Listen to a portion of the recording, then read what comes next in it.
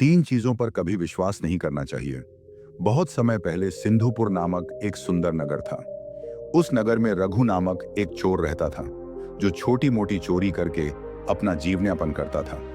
लेकिन छोटी चोरी से उसका घर ठीक से नहीं चल पा रहा था। एक दिन उसने सोचा, पाप तो पाप होता है, चाहे छोटा हो या बड़ा। अगर पकड़ा गया तो सजा भी बराबर मिलेगी, तो क्यों ना बड़ी चोरी करूं। ये सोचकर उसने नगर के राजा विक्रांत के खजाने को लूटने की योजना बनाई। रात होने पर वह राजमहल में घुस गया और किसी तरह खजाने तक पहुंचा, लेकिन वहां कड़ा पहरा था। सैनिकों की सतर्कता देखकर उसे समझ आ गया कि चोरी करना असंभव है। वह लौटने लगा, पर फिर सोचा, खाली हाथ जाना ठीक नहीं। उसे विचार आया कि राजा के वस्त्र चुरा ले। रानी की चाल रघु राजा के शयन कक्ष में पहुंचा। अंदर झांका तो देखा कि राजा गहरी नींद में सो रहे थे और रानी सुमित्रा अर्धनग्न अवस्था में पलंग पर बैठी थी। रानी जाग रही थी, इसलिए चोर एक कोने में छिपकर उसके सोने का इंतजार करने लगा। थोड़ी देर बाद उसने दोबारा पर्दा हटाकर देखा, पर रानी अभी भी जाग रही थी। इस बीच रघु अनजाने में एक मेज से टकरा गया, जिससे पानी का गिलास गिर पड़ा। आवाज सुनकर रानी सतर्क हो गई और तलवार लेकर बाहर आई। उसने चोर की गर्दन पर तलवार रख दी और बोली, सच सच बता, कौन है और यहां क्यों आया है। रघु डर कर गिड़गिड़ाने लगा, रानी साहिबा, मैं एक गरीब चोर हूं। चोरी करने आया था, पर पकड़ लिया गया। मुझ पर दया करें, मेरे छोटे छोटे बच्चे हैं। रानी ने सोचा और कहा, मैं तुम्हें एक शर्त पर छोड़ सकती हूं। यदि तुम मेरे साथ समागम करोगे तो तुम्हें जाने दूंगी, वरना जान से मार दूंगी। रघु घबरा गया और बोला, रानी साहिबा, मैं एक साधारण चोर हूं और आप इतनी बड़ी रानी हैं। यह मेरे लिए बहुत बड़ा पाप होगा। रानी ने कहा, तुम्हारे पास एक ही रास्ता है, या तो मेरी बात मानो या मरो। रघु ने बचने के लिए युक्ति सोची और कहा, मुझे लघु शंका लगी है, पहले उसे निवृत्त कराऊं, फिर जैसा कहेंगी वैसा करूंगा। रानी ने अनुमति दी, लेकिन जैसे ही उसे मौका मिला वह वहां से भाग निकला।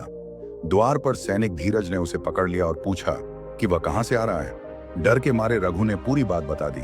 सैनिक बोला, मैं तुम्हें छोड़ सकता हूं, लेकिन एक शर्त पर। वापस जाओ और रानी से कहो कि पहले वह राजा को मार दे, तब तुम उसके साथ रहोगे। राजा की हत्या रघु दोबारा रानी के पास गया और बोला, मैं आपकी शर्त मान लूंगा, लेकिन अगर राजा ने हमें देख लिया तो हम दोनों मारे जाएंगे, इसलिए आपको पहले राजा को मारना होगा। रानी काम वासना के प्रभाव में इतनी अंधी हो गई कि उसने तुरंत राजा विक्रांत की गर्दन काट दी। राजा के खून से पूरा कमरा लथपथ हो गया और यह देख रानी बेहोश होकर गिर पड़ी। रघु यह मौका देखकर भाग निकला। सुबह महल में शोर मच गया कि राजा की हत्या हो गई है, लेकिन कोई यह नहीं समझ पा रहा था कि हत्यारा कौन है।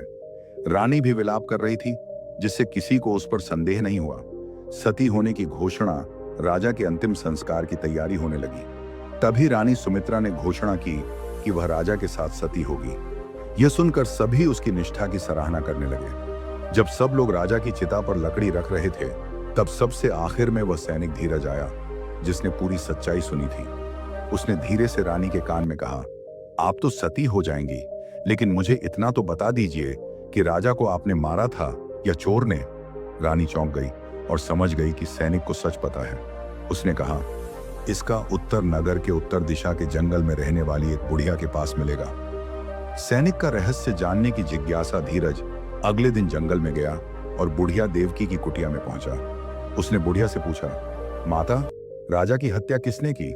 बुढ़िया ने कहा, अगर यह जानना चाहते हो तो कुटिया के बाहर बंधे बकरे का सिर काटो। धीरज ने बकरे का सिर काटा और वह सिर हवा में उड़ने लगा। बुढ़िया बोली, उसके कान पकड़ लो, वह तुम्हें उत्तर दे देगा। धीरज ने कान पकड़ ली और वह सिर उसे जंगल में एक गुफा तक ले गया।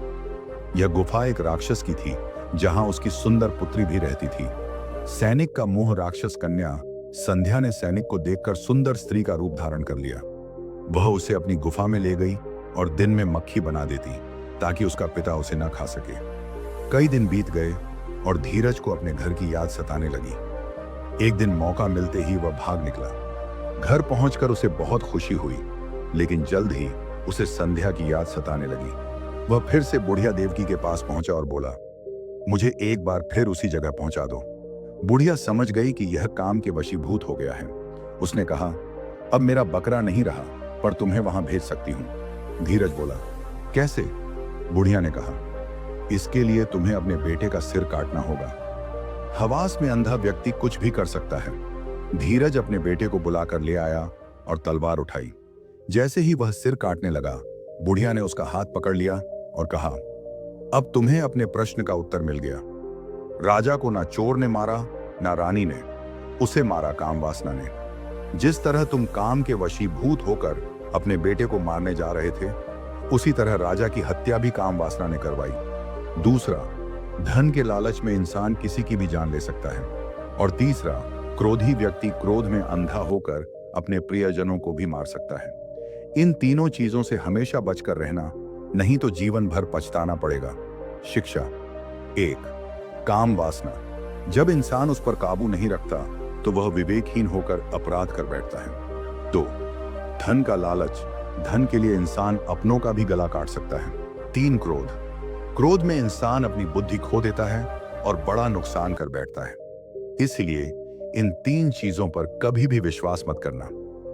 अगर आपको यह कहानी पसंद आई और आप ऐसी ही रोचक और शिक्षाप्रद कहानियां सुनना चाहते हैं, तो हमारे चैनल को सब्सक्राइब करें और बेल आइकन दबाएं ताकि आपको नई कहानियों की नोटिफिकेशन सबसे पहले मिले।